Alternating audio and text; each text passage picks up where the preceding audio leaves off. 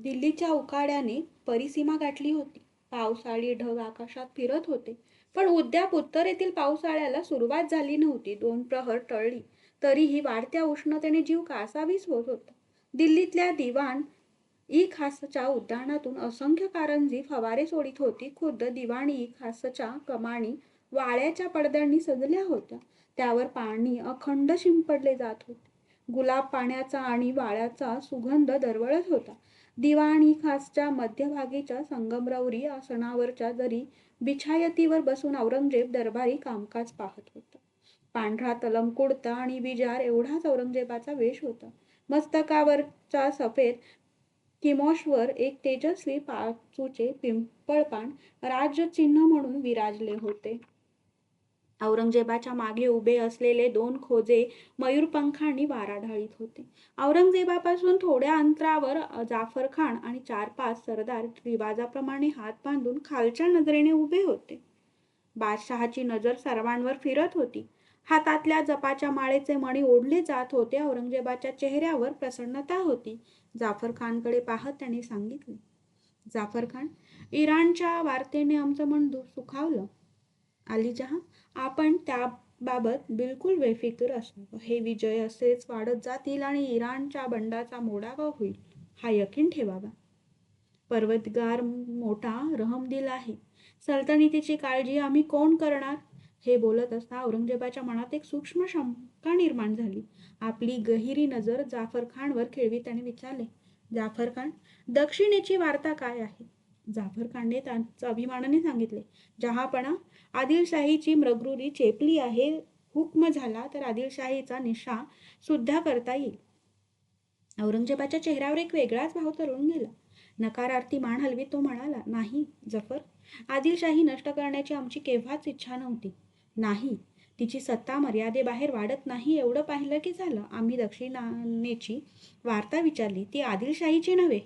कसूर माफ आलपणा, हुजूरचा खोल मनशा सेवकाच्या नाचीज बुद्धीत कसा मावणार?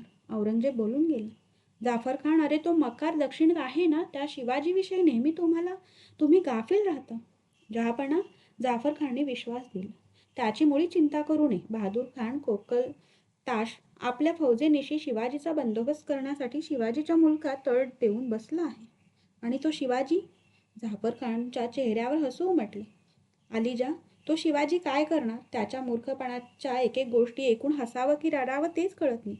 काय केलं त्याने? जहापणा, जाफरखान आलेलं हसू अवरी सांगत होता, नुकतीच बातमी आली आहे की त्या शिवाजीनं काशीच्या पंडितांकडून रायगडावर आपणाला राज्याभिषेक करून घेतला. असे राज्याभिषेक करून राजे बनले असते तर मग कशाला? जाफरखानाचे लक्ष औरंगजेबाकडे नव्हते. तो आपल्याच नादात बोलत होता. त्याच्या बोलण्याने दरबारच्या इतर सरदारांच्या चेहऱ्यावर छद्मी हसे उमटले होते. जाफरखानाचे लक्ष सहज आलमगीराकडे वळले आणि त्याचे शब्द तिथल्या तिथे विरले. औरंगजेबाच्या डोळ्याची उघडझाप थांबली होती. पाण्याखाली तांबूस दिसणारा सागर किनारा ओहोटीच्या लाट मागे सरकताच फिका पडावा तसा औरंगजेबाचा चेहरा पांढरा फटफटीत पडला होता. त्या भकास नजरेत पाहता पाहता संतापाचा अंगार फुलला. हातून सुटलेली जपाची माळ त्याने कष्टाने उचलली. संतापाने थरथरत तो आसनावरून उठला. डोळ्यात जमा होणारे अश्रू निळखळायच्या आत तो दरबार सोडून जाऊ लागला. मुजऱ्यासाठी वाकलेले सरदार उभे राहिले तेव्हा दिवाणी खासमध्ये औरंगजेब नव्हता. बादशहाच्या पाठोपाठ जाफरखान 2 सरदारांसह धावला. दिवाणी खास लगतच्या महालात जाफरखान शिरला आणि त्याचे पाऊल दाराशीच थांबले. आतले दृश्य पाहून तो दिडमूड झाला. महालातल्या गालिच्यावर औरंगजेब पालथा पडला होता. दोन्ही हात गालिचांवर फिरत होते. औरंगजेबाचा शोकमग्न आवाज महालात उठत होता, परवदिगार, मी असा कोणता गुन्हा केला आहे म्हणून तू मला हा दिवस दाखवलास? नवीन बदरची लढाई केली तेव्हापासून मोमिनांना इतका वाईट दिवस कधी आला नव्हता. माझी बंदगी आणि नमाज यामध्ये कोठे कसूर तर घडला नाही.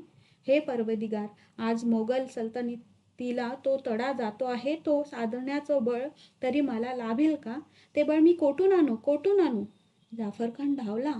औरंगजेबावर ओनवे होऊन त्याने हाक मारली, जहापणा. त्या हाकेने मनावर येत आपली मानावर येत आपली मान फिरवीत औरंगजेब विचारले, कोण? पडल्या जागेवरून औरंगजेबाच्या संतप्त नजरेत जाफर खान आणि त्यामागे उभे असलेले 3 सरदार आले. जाफर खानने पुढे केलेला हात झिडकारीत औरंगजेब उभा राहिला. काही न बोलता त्याने आपले अश्रू टिपले. जाफर खानाने उभ्या आयुष्यात कधीही औरंगजेबाचे एवढे विकल घायाळ रूप पाहिले नव्हते. जाफर खान धीर करून म्हणाला, जहापणा, शिवाजीनं राज्याभिषेक करून घेतला म्हणून बिघडलं काय? खुद्द सुजाण राज्याभिषेक करून घेतला नव्हता काय? स्वतःविषयी गैरसमज करून घेऊन आजवर अनेकांनी राज्याभिषेक करून घेतले, पण अशा नामधारी राजांचं त्यांच्या राज्यासकट अस्तित्व नाहीसं करण्याचं सामर्थ्य मोगल सल्तनतीनं दाखवलं. औरंगजेबाला ते ऐकणं असह्य झालं. बस कर जाफर, आणखीन नादानपणे बोलून माझ्या संतापात भर घालू नको. अरे, सुजाणचं नव्हे तर सलीमनं सुद्धा बाप गादीवर असताना राज्याभिषेक करून घेतला होता. नशिबानं ते बादशाह बनले असते तरी ते मोगल सल्तनतीचेच वारस होते. पण त्यांची आणि शिवाजीची तख्तनशीनी यात खूप फरक आहे. काशीच्या काफिर पंडितांनी राजाला दिलेली मान्यता ही गोष्ट सामान्य समजू नको. अरे, ते इस्लामला दिलेलं आव्हान आहे, हे कसं तुझ्या ध्यानी येत नाही? आली जहा, बेअदबीची माफी असावी, पण शिवाजीची मोगल तख्तापुढं किंमत ती काय? शिवाजी समजो त्याने आहारी आला नाही तर त्याचा पराभव. सहसा प्रकट न होणाऱ्या औरंगजेबाच्या विकट हास्याने सारा महल भरून गेला. औरंगजेब देशाने म्हणत होता, गद्दार, अहलियाने मशरी. जाफर खानने साथ दिली. खरं आहे जहापणा, तो शिवाजी गद्दार आहे, मूर्तीपूजकांचा साथीदार आहे. औरंगजेबाने जाफर खानवर दृष्टी रोखली. त्याचे डोळे संकोचले. त्याच्याकडे बोट दाखवित औरंगजेब म्हणाला, जाफर खान, मी गद्दार अहलियाने मशरीक म्हणालो. ते शिवाजीला नाही, ते तुम्हाला मी म्हणतो आहे. त्या काफिरानं तख्तनशीनी करून घेतली आणि तुम्ही समजोत्याच्या गोष्टी करता. त्याच्या पराजयाचं स्वप्न पाहता. मूर्खांनो, तो शिवाजी आपल्या मरणानं मरेल, पण त्यानं उभं केलेलं काफिर तख्त, ते आव्हान, ते कसं संपणार? औरंगजेबाचा आवाज परत घायाळ बनला. आपल्या दोन्ही हातांचे पंजे फ्रातण्यासाठी उभारीत तो म्हणाला, हे परवदिगार, तू आपल्या बंद्यांना तुझ्यावर आणि तुझ्या नशिबावर विश्वास ठेवल्याबद्दल शासन का करतो आहेस? औरंगजेबाची नजर परत जाफरखानावर आणि इतर सरदारांवर खिळली. त्याचा सारा संताप परत उफाळला. चालते व्हा, निदान माझा संताप कमी होईपर्यंत तरी माझ्यासमोर येऊ नका. तो शिवाजी आग्र्याहून सुटला, हे तुमच्याच बेईमानीचं फळ आहे.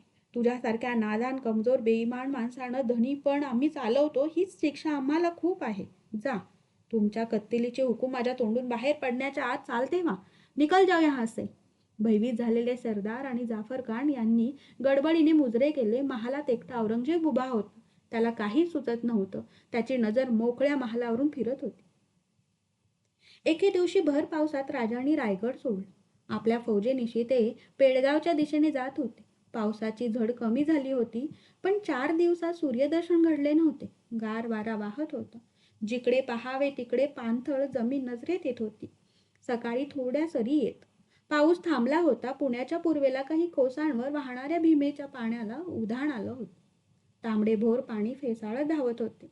त्या भीमेच्या काठाला वसलेल्या पेडगावच्या किल्ल्यात बहादूर खानाची छावणी सुस्तावली होती. जिकिरीने पावसाळ्याचे दिवस कंठीत होती. बहादूरगडाच्या प्रवेशद्वारावर पहारेकरी पहारा देत होते. गडाचे दरवाजे उघडे होते. शेकोटी करून काही चौकीदार अंगशेकीत बसले होते. पाऊस गेल्याने तटावर पहारेकरी फेरा घालीत होते. गडाच्या दरवाजातील शिपायांचे लक्ष टापांच्या आवाजाकडे गेले. 2 घोडेस्वार भरधाव वेगाने गडाकडे येत होते. ते स्वार नजरेच्या टप्प्यात आले. पटानी वेश असलेले ते स्वार गडाच्या दरवाजात आले. दरवाजाशी पाय उतार होताच ते म्हणाले, क्या देखते हो, दरवाजा बंद करो, मरट्टे आ गए. स्वारांचे कोंडाळे त्या दोघांभोवती गोळा झाले. गडाचा किल्लेदार धावत आला. दोघा पठाणांनी आपली ओळख करून दिली. औरंगाबादेच्या सुभेदाराची ओळखपत्रे घेऊन चाकरीसाठी बहादूर खानाकडे येत असता दोघांना मराठ्यांचा तळ दिसला. जीव घेऊन दोघे गडाच्या आश्रयाला पोहोचले होते. किल्लेदाराने दोघांना बहादूर खानाच्या समोर हजर केले. बहादूर खान विचारात पडला असतानाच तेहळणीच्या सांडणी स्वारांनी मराठे येत असल्याची बातमी आली. एकापाठोपाठ बातम्या येत होत्या. अवघ्या 2000 फौजेनिशी मराठे चाल करून येत आहेत हे ऐकून बहादूर खान चकित झाला. बस 2000 फक्त? मराठ्यांची हीच रीत आहे हुजूर, सरदारांनी साथ दिली. बहादूर हसला. आपल्या दाढीवरून हात फिरवीत आणि आज्ञा दिली, इशारतीचा नौबत द्या. पेडगावची छावणी गडबडून उठली. घोड्यांच्या टापांच्या आवाजाने छावणी भरून गेली. बहादूर खान सज्ज झाला. खानाने आज्ञा दिली, खोलो दरवाजा. दरवाजा उघडला गेला. नौबत निनादू लागली. बहादूर मराठ्यांना सामोरा जाण्यासाठी फौजेनिशी बाहेर पडला. मुठभर शिबंदीच्या हाती बहादूरगड हवाली करून बहादूर खान लढाईसाठी दौडू लागला. पेडगावपासून थोड्या अंतरावर जाताच मराठे त्याच्या नजरेत आले. बहादूर खानाची 8-10 हजार फौज पाहताच मराठ्यांनी तोंड फिरून पाठ दाखवली. मराठी सैन्य पळू लागले. बहादूर खानाने आजवर मराठ्यांच्या अनेक कथा ऐकल्या होत्या. अनेकदा त्याची भीतीने गाळण उडाली होती. पण पाठ दाखवून पळणारा शत्रू तो प्रथमच पाहत होता. त्याने त्वेषाने घोड्याला टाच दिली. मराठी फौजेचा पाठलाग सुरू झाला. घोड्यांच्या खुरांबरोबर चिखलांच्या चिकांद्या उडू लागल्या. खान जोरात पाठलाग करीत होता. मराठी फौज हुलकावण्या दाखवीत धावत होती. पेडगावापासून खान 10-12 कोसावर आला तरी शत्रूची गाठ पडेना. 20 कोस खान धावला तरी मराठी फौज गाठता येईना. चिखल राडीतून धावून खानाची फौज दमली. खानाने पेडगावकडे वळायचे ठरवले. भाग गए डरपोक कही के. मराठे गाठ पडले असते तर त्यांचा खिमा कसा उडाला असता याचे स्वप्न रंगवीत खान बहादूरगडाकडे जात होता. आकाश ढगांनी भरले होते. कुणाचे तरी प्रथम लक्ष गेले. त्या कुंदावलेल्या वातावरणावर सर्वांच्या नजरा खिळल्या. बहादूरगडाच्या दिशेने आकाशात धुरांची काळी वेटोळी उठत होती. उन्हाळ्याच्या चक्रीवादळासारखी. त्याचा अर्थ कुणालाच कळत नव्हता. खान बहादूरगडाकडे धावू लागला. गड नजीक आला तशी घोड्यांची गती मंदावली. खानाचा आपल्या डोळ्यांवर विश्वास बसत नव्हता. साऱ्या बहादूरगडावर धुराचे लोट उठत होते. गडाचा दरवाजा सत्ताड मोकळा होता. गडाची तटबंदी जशीच्या तशी शाबूत होती. पण तटावर एकही पहारेकरी दिसत नव्हता. कुठे कसली जाग लागत नव्हती. बहादूराचे तोंड वाचले होते. तो अघटित पाहत होता. बहादूर खान गडानजीक आला. पुढचे स्वार वेशीतून आत गेलेले दिसले. दुसऱ्याच क्षणी ते माघारी आले. पाठोपाठ बहादूरगडाचे रहिवाशी छातीपिटीत सामोरे आले. एकच आक्रोश उठला होता, हम लूट गए मालिक शिवाजी. शिवाजीने हमको लूटा. शिवाजी? या अल्लाह, सैतान का बच्चा कहा गया, क्या हुआ? बहादूर पाय उतार झाला. वेड्यासारखा तो चालत होता. वेशीच्या आतले वातावरण आक्रोशाने भरले गेले. सर्व तंबू जळून खाक झाले होते. मराठ्यांच्या पळण्याचा अर्थ आता त्याला कळत होता. मराठ्यांची लूट काय असते हे तो उभ्या पावसात बघत होता. आणि याच वेळी राजे रायगडाची वाट कापित होते. फौजेच्या आघाडीला राजांच्या बरोबर हंबीरराव दौडत होते. फौजेबरोबर नेली जाणारी 200 देखणी घोडी नजरेत भरत होती. 1 कोटी रुपयांची नगद लूट सावरून राजांची फौज रायगड जवळ करीत होती. बहादूर खानाची लूट घेऊन राजे गडावर आले. गडावर आणि छावणीत बहादूर खानाची छावणी कशी लुटली याचीच बोलवा चालू होती. मोरोपंतांनी कल्याण भिवंडीला फौज गोळा करून दहशत निर्माण केली होती. त्या हालचालीमुळे इंग्रज व पोर्तुगीज घाबरून गेले. बहादूरगडाची लूट झाल्यानंतर राजांची एक फौज जुन्नर मुलखाकडे रवाना झाली होती. आनाजी फोंडा मुलखात होते. जिकडे तिकडे राजांच्या नावाचा गवगवा झाला होता. पण राजे वाट पाहत होते संभाजी राजांची. ते उद्याप गडावर आले नव्हते. एके दिवशी सायंकाळच्या सुमारास गडाची नौबत झडली. युवराज संभाजीराजे गडावर येत असल्याची वार्ता राजांना मिळाली. राजे उतावीळ बनून राजसदरेत गेले. प्रवेशद्वारातून आनंदराव येताना दिसले, पण संभाजीराजे कुठे दृष्टीस आले नाहीत. आनंदरावांनी नजीक येऊन मुजरा केला. आनंदराव, आमचे युवराज कोठे आहेत? ते पालखी दरवाजानं आत गेले. कारण? आनंदराव हसले. भागानगराच्या मुलखात आम्ही घुसलो. फौज पुढे सरकत होती. तोच कुतुबशाही फौज येत असल्याचं कळलं. मी युवराजांना माघार घ्यायला सांगितलं. त्यांना ते आवडलं नाही. जबाबदारी माझी होती. युवराजांना मी पुढं जाऊ दिलं नाही. संतापानं युवराज माघारी वळले. त्यामुळे आमच्या समोर यायची त्यांना लाज वाटली असंच ना? राजांनी विचारले. ठीक आहे, तुम्ही केलं तेच बरोबर. आम्ही युवराजांची समजूत काढू. राजे युवराजांच्या महालाकडे वळले. महालात युवराज पलंगावर बसले होते. येसूबाई उभ्या होत्या. राजे जाता संभाजीराजांनी मुजरा केला आणि ते पाठ मोरे उभे राहिले. राजांची नजर चौपाईवर ठेवलेल्या निरांजन तबकाकडे गेली. आलेले हसू लपवीत राजे येसूबाईंना म्हणाले, येसू, युवराजांना ओवाळलं की नाही? त्या शब्दाबरोबर संभाजीराजे वळले. आबासाहेब, विजयी वीराला ओवाळतात, पळून आलेला नव्हे. राजे संतप्त युवराजांच्या जवळ गेले. कुणी सांगितलं तुम्हाला? यशस्वी माघार घेणं, फौज सुखरूप माघारी आणणं हा सुद्धा एक थोर पराक्रमच आहे. विजयापेक्षाही अवघड. आमची फौज होती, सहज विजय मिळाला असता. पण तुमच्या आनंदरावांनी आम्हाला रोखलं, आमच्यावर बळजोरी केली. राजे, आम्ही तुमची तडफ जाणतो, तुमचा संतापही आम्हाला कळतो, पण त्यासाठी आनंदरावांना दोष देणं अन्यायाचं ठरेल. तुम्ही अजून लहान आहात, उसळतं रक्त नेहमीच बरोबर निर्णय करतं असं नाही. तुम्ही आमची आज्ञा विसरलात, पण आनंदराव आपली जबाबदारी कशी विसरतील? कसली आज्ञा? राजे हसले. युवराज, भागानगर जिंकण्यासाठी तुम्हाला पाठवलं नव्हतं, नुसती दहशत निर्माण करण्यासाठी पाठविलं होतं. मराठी फौज पळालेली पाहून चांगलीच दहशत बसली असेल. युवराज, हा पळून येण्याचा सवाल नाही. तुम्ही आणलेली लूट काय कमी आहे? तिनं दरारा वाढला नसेल. पळणारी का होईना, पण मराठी फौज त्यांच्या मुलखात घुसते, धुमाकूळ घालते, हे का थोडं झालं? राजाने युवराजांच्या खांद्यावर हात ठेवला. संभाजी राजांच्या नजरेला नजर भिडली. संभाजी राजांची नजर राजांच्या नजरेला नजर भिडली आणि युवराज, पराजयाचं दुःख कसलं? आमची निम्मी हयात पळापळीतच गेली. आम्ही यापेक्षाही थोर पराजय घेतले आहेत. पन्हाळ्यावर तर आम्हाला पळताभुई थोडी झाली, पण त्या पराजयानं देखील आम्हाला खूप शिकवलं. संभाजी राजांच्या चेहऱ्यावर हास्य उमटले. राजे येसूबाईंना म्हणाले, येसू, युवराजांना ओवाळ, ते पराक्रम करून घरी आले आहेत. येसूबाईंनी तबकातील निरांजन प्रज्वलित केलं. त्यांनी युवराजांना ओवाळले. मस्तकी तिलक लावलेले संभाजीराजे राजांच्या पाया पडले. राजांनी संभाजीराजांच्या मस्तकावरून हात फिरवला. युवराज, लक्षात ठेवा, ज्यांना पराजयाची भीती नसते तेच विजयश्री संपादन करू शकतात. येतो आम्ही. राजांनी पावले उचलले. राजे महालात आले. तेच उभे राहिले. हे धाणी येताच येसूबाई म्हणाल्या, आबासाहेब बसावन.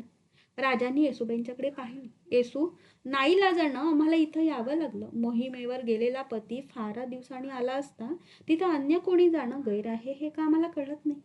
लाजलेल्या येसूबाईंच्याकडे न पाहता राजे महालाबाहेर गेले. राजे जाता संभाजीराजे येसूबाईंच्याकडे सरकले.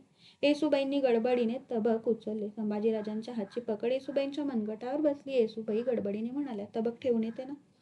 त्यांची आत्ताच गडबड का? नंतर ठेवा. येसूबाईंनी तबक खाली ठेवले. संभाजीराजांनी येसूबाईंच्या हाताला स्पर्श केला. इकडे बघा ना. हे काय, कोणी येईल ना? येसूबाई दरवाजाकडे पाहत म्हणाल्या, कोणी येणार नाही. खुद्द आबासाहेबांनी सांगितलं नाही. चला, काहीतरीच बोलणं. लोक काय म्हणतील? आम्ही एवढा पराक्रम करून आलो. माहीत आहे पराक्रम. येसूबाई हसून म्हणाला. असं. संभाजीराजांनी एक वेळ येसूबाईंच्याकडे रोखून पाहिलं. दुसऱ्या क्षणी दरवाजाकडे जात संभाजीराजे म्हणाले, रणांगणात पराजय घेतला म्हणून आमच्या महालातही आम्ही तो घेऊ की काय?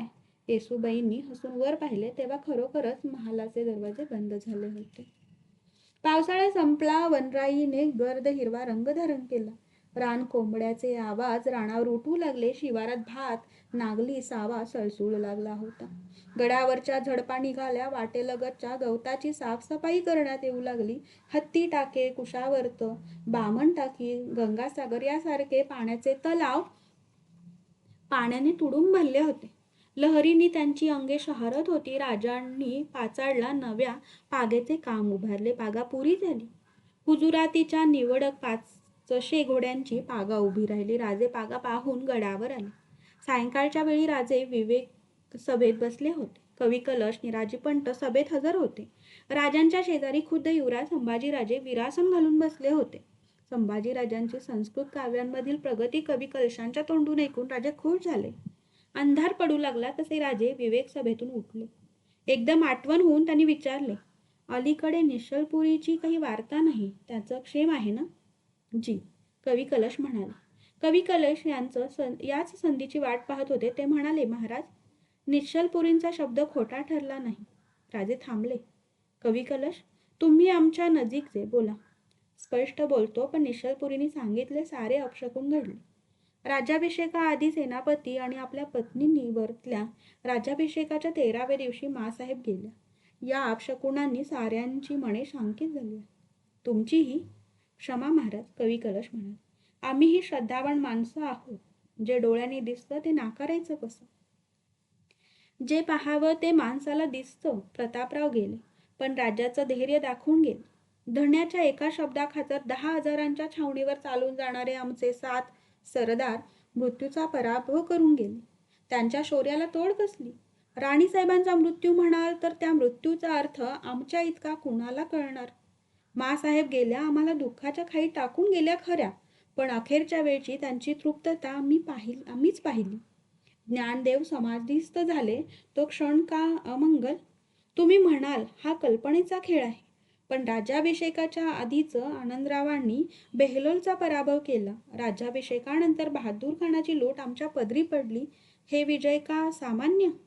कवी कलश त्याने निरुत्तर झाले. महाराज, आपला हा विचार असेल तर माझी काही तक्रार नाही, पण खुद्द राज्याभिषेकाच्या वेळी गागाभट्टांनी पर्वतराजास बलिदान देविवलं नाही. खुद्द गडाची स्वामिनी शिकाई तिची पूजा केली नाही ना देशस्वामी भार्गवाचं अर्चन करून घेतलं. या गोष्टी आमच्यासारख्यांना खटकतात. त्यामुळे राज्याभिषेकाच्या वेळी गागाभट्टांच्या नाकावर काष्टाचा तडाखा बसला. पौरोहित्य करणाऱ्या बाळभटांच्या टाळूवर छाताचं लाकडी कमळ पडलं आणि अशुभाची जाणीव दिली गेली असं आम्हाला वाटतं. राजे खिन्नपणे हसले. कवी कलश, आम्ही तुमच्या भावना जाणतो, पण या प्रसंगी एकच गोष्ट आठवते जी तुम्हाला आणि निश्चलपुरींनाही पाठावी. त्रिकालज्ञानी वशिष्ठांनी प्रभू रामचंद्रांच्या राज्याभिषेकाचा मुहूर्त काढला होता. त्यासाठी अनिष्ट निर्वाणार्थ होमही झाले होते. पण नेमक्या त्याच सुलक्षणी मुहूर्तावरच प्रभू रामचंद्र 14 वर्ष वनवासाला गेले. कवी कलश त्यावर काही बोलू शकले नाही. कवी, आम्ही तुमची भावना जाणतो. राज्याभिषेकाचा आम्हाला हौस नव्हती, ती आवश्यकता होती. तो राज्याभिषेक सर्वतोपरी निर्दोष असावा असं आम्हालाही वाटतं. तुम्ही निश्चलपुरींना बोलावून घ्या, आम्ही त्यांच्या सांगण्याप्रमाणे तांत्रिक अभिषेक करून घेऊ. कवी कलश यांनी निश्चलपुरींना तातडीने निरोप पाठवला. एके दिवशी निश्चलपुरी गडावर येऊन दाखल झाले. निश्चलपुरी मोठ्या उत्साहाने अभिषेकाच्या तयारीला लागले. निश्चलपुरीने ललिता पंचमीचा दिवस निश्चित केला.